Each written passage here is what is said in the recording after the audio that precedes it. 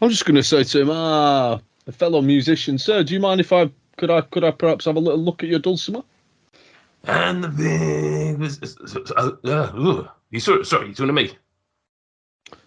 Absolutely, sir. It's a fantastic looking dulcimer you've got there. I'm something of a musician myself. Can I have a little look at it? Yeah, all right then. There you go. Have a little bang on that. And the pig was in the fight, and the pig was doing all right. And the pig was in the fight, and the pig was doing all right.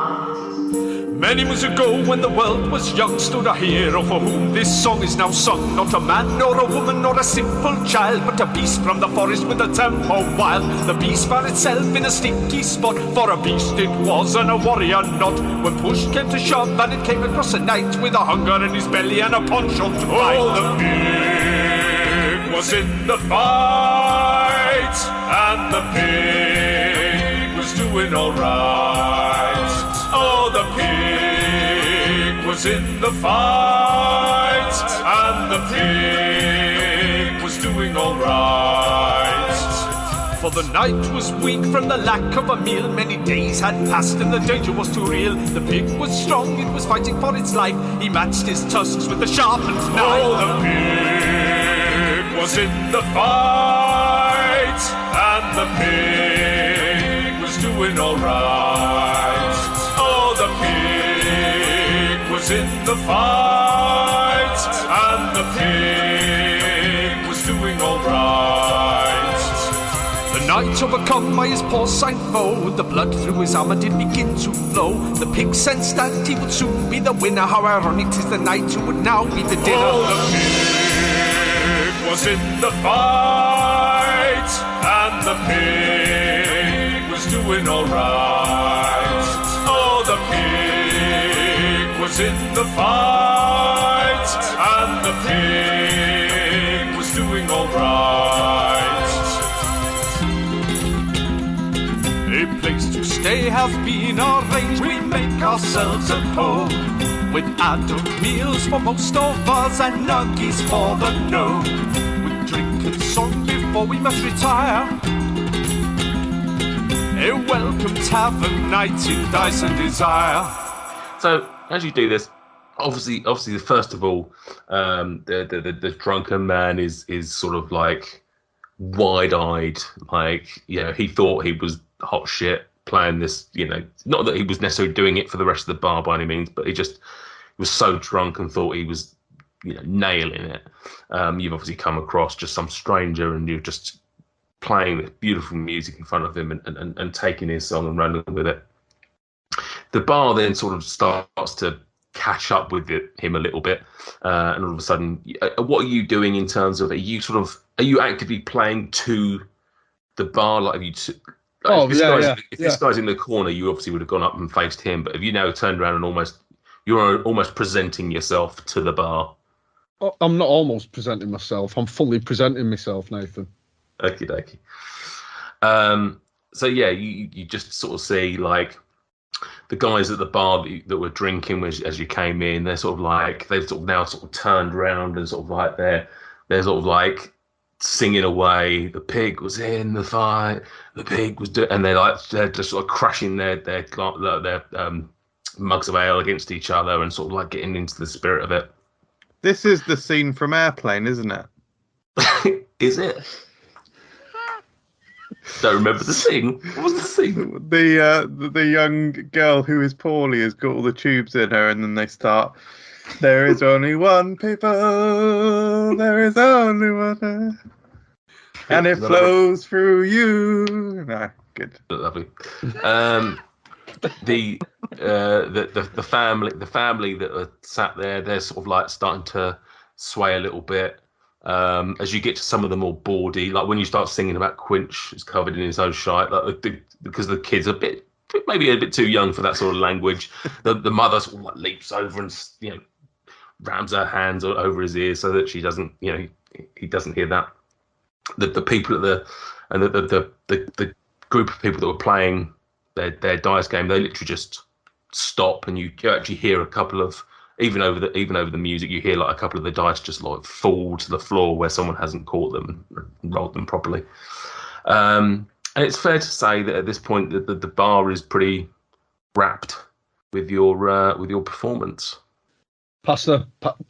Derek, pass the hat round. Yeah, I do that. I take off my hat and just go around the room. Nice. Okie dokie. So first, obviously, Dweezil, can I have a performance roll from you, please? Yeah. 9. Have you not got inspiration? Oh, you must have some kind of boost. To I've that. not. Come on. I've not got inspiration. No. What's your modifier on performance? +5. Wow, that's a poor roll. So Can I add should- like a bit of flair to my hatmanship in a way to sort of help him, like hype him up a little bit? Yeah, Yeah, What would we start clapping along as a group. We all start clapping along. yeah. Get Can the I crowd, like? to really get the crowd going? Yeah, can we like assist on the roll in some way? Okay, all right. I'll with. All right, and so you're doing the hat. Krill's clapping away. Greg, Quinch, what are you going to add to the mix? Just get a little Quinch bit is on the table. It's obvious that Quinch is going to fly around the room like a fan. A literal fan and a metaphorical fan as well. Okay, Greg, what are you adding? I don't Let's think do that, Greg like, would press- be adding anything to it because And he's you still got like kind of a press bit. digitation or something? Can't you do like? Make the fireworks? lights flash. Get a light show I going. could. Oh my god.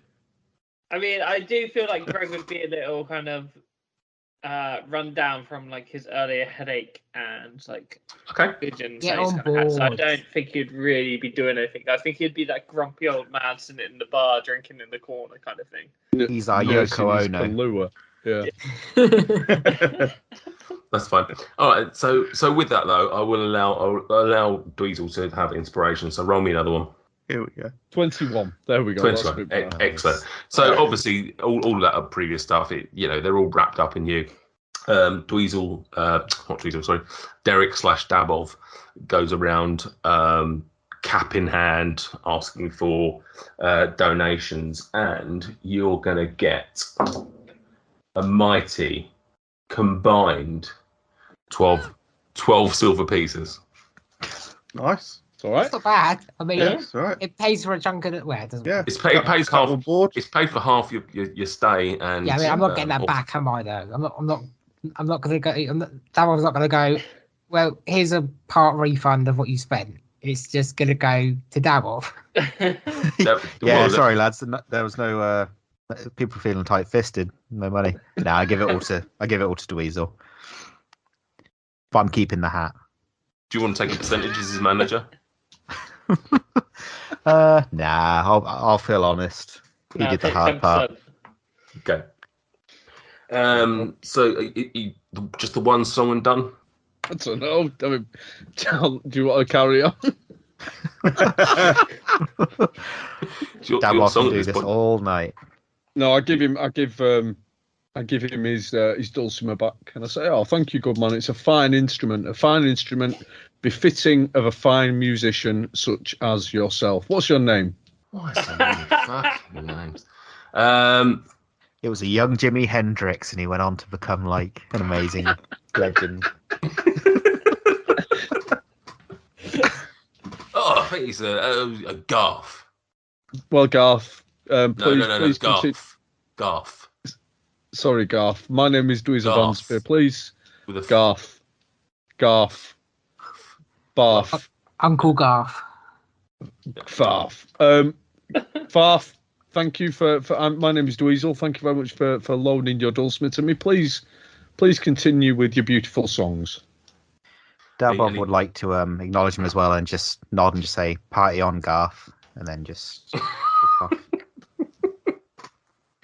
As Dweezil hands back the dulcimer, it starts. Garth looks at you see him looking down at it. It's almost again that wide-eyed expression, sort of like looking back, almost like you've handed him some sort of magical item, because now he sees what it should be sounding like, and you see him sort of like get ready to strum away, and I tell him, I say to him, I say, Garth, You can do a much better job than I can. I give him bardic inspiration, Nathan. I'm giving the NPC bardic inspiration.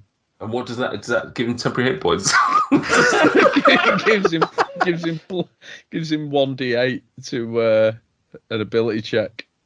Right. Okay. Right. Let's get this right. He might survive the fight we're about to start. Right. So he looks at it and he's sort of like, let's have a little cough, and he goes, right. And I'm just going to roll my performance now. That is not a good start. Right, okay. This next one is The Maiden Was Fair. And he starts singing, and I've got no lyrics for it. But he rolled very poorly, and basically, although the instrument now sounds slightly better and slightly more in tune, his playing is still just drunken and stupid and bad. And he starts singing this song, and it's fair to say he does not end up with 12 silver pieces, but it is ever so slightly better off than when you first met Garth. Okie dokie. What else does the rest of you want to do? Quinch stops flying, comes back down to the table.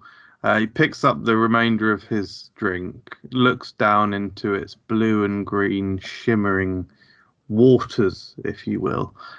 He downs it and then slams it on the table and says, "Fellas, I'm going up to bed to tend to matters, important matters. Does anyone have anything important they want to say to me before I go and have this solace time?" Krill says, should I stop clapping now? The only thing I will say is, too much of it will make you go blind, my good sir. We'll have fun. Well, I'm not going to order another one. Quinch flies upstairs, assuming that the lodgings are upstairs. Yeah, you find your way upstairs. Steve nor any of his staff showed you anywhere that you could go upstairs, but it's fairly obvious. You sort of see a stairway up and a sign that says rooms, thankfully, and you head on up. Is it just Quinch going up at this point? I'll go up as well. I'll go to bed. Okay. Yeah. Okay. I'll probably train Vin Weasel a bit before going to sleep, I think.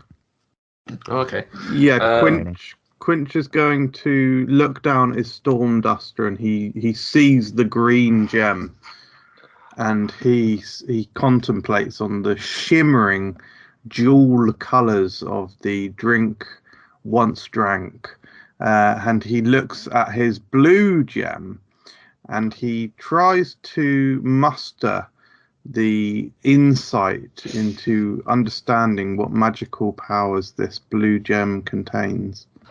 Okie dokie. Right. Are the rest of you doing anything? Are you all? So you? I think everyone's gone up, haven't they? I don't really have a long rest activity, so I'm just gonna go to bed.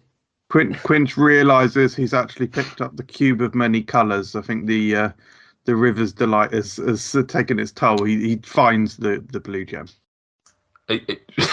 Okay, so he's not doing the cube though, right? He'll do the cube afterwards. Priorities.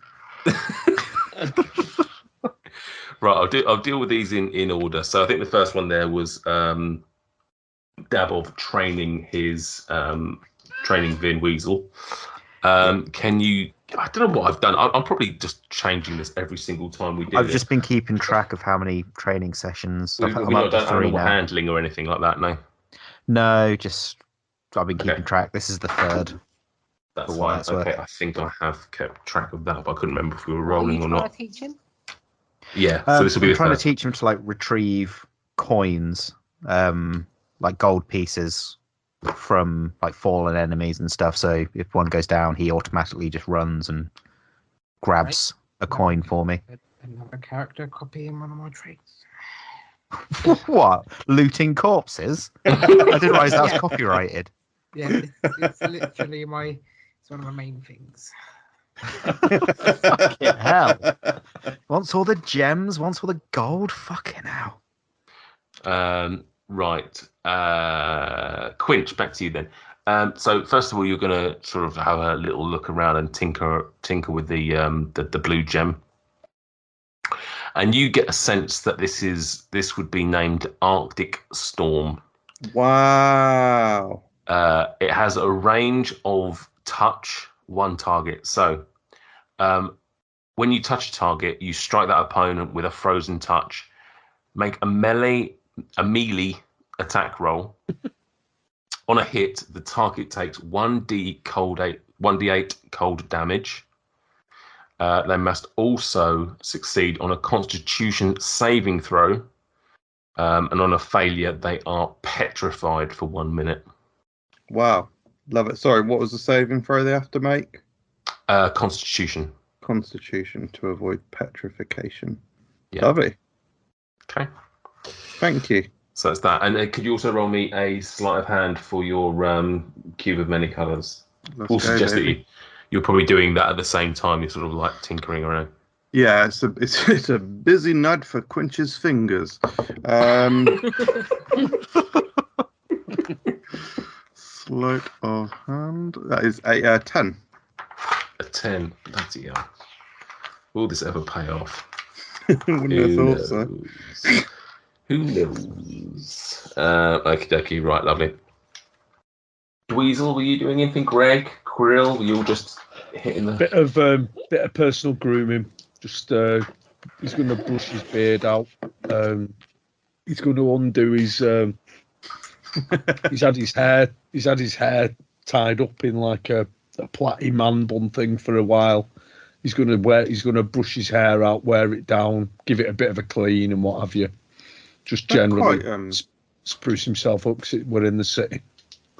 Quite tight sort of undergarments as well, I'd imagine. And all the sort of contact with the horses, you think there'd be quite a build-up of sort of sweat. Yeah. He's going to have a little. He's just going to have a little strip wash and tied himself up a bit. Oh, fair enough. Lovely. Krill says, I think I'm in the wrong room. And he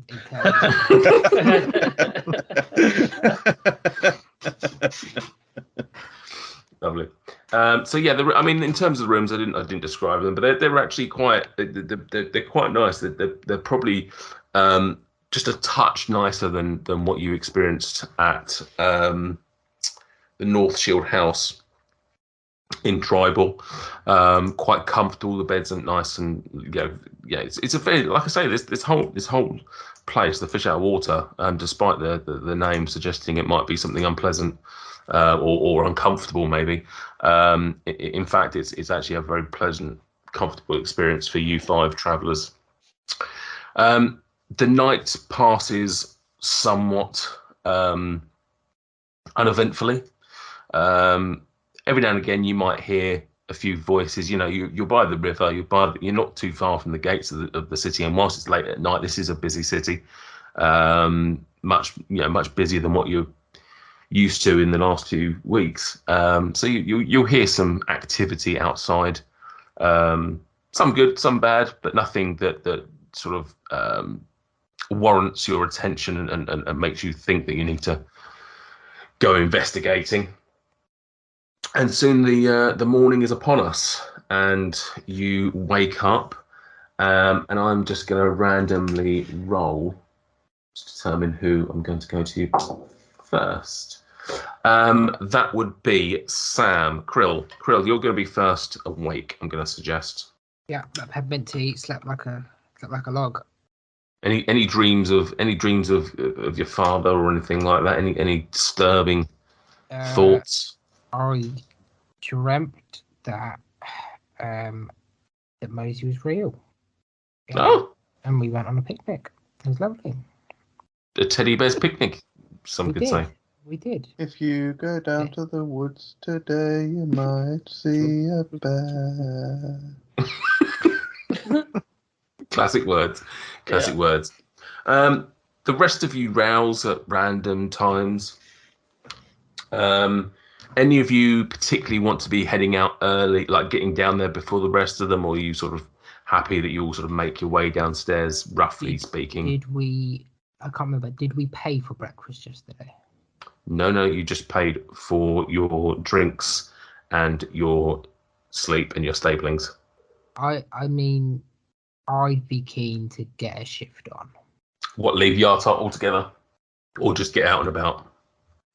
I mean, to just not be in the pub, and we can then be on the street and make a plan for what we want to do, so we're not hanging about. Yeah, I've got no plans to make the breakfast scene any more exciting than it needs to be. So yeah, with that, at varying times, you all sort of pack up your room, head downstairs. Let's say you do have breakfast. Maybe you stay for a little bit. I'm not going to make you pay for it, but you do sort of have something to set you off on your way. And the city is yours. The day is yours. So are we saying we're now gathered outside the? Yeah, you've all met downstairs in the bar itself. Like, you've all sort of sat around and talked about your night's sleep or whatever you adventurers do. And you've sort of got to the end of your time there, and you decide to walk on out into Yartar. Is there like a tourist information point where we can go to find out a bit more about the city and what's around, and like the different districts and stuff like that? There's not, or Are there any not people near us?